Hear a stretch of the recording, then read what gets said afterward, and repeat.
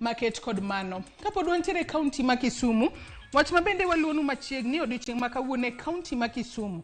Mano otudore kod wach mar lombo jolimbe, ahinya to mago mantiere e kaunti ma Kisumu. Migao mabende ochung'ne wechego mag limbe mochung'ne wechego mag ohala kaachiel kod limbe e kaunti ma Kisumu. Odiochieng' ma kawuono abiro bedo ka timo gik mopogore mano mabende oriwo kanyo neno kaka inyalo ket aluora mar kaunti ma Kisumu obed kod nyalo mar lombo jolimbe mathoth. Ka bende gibiro bedo kanyo kod nyasi no kata gibiro sidho ayanga.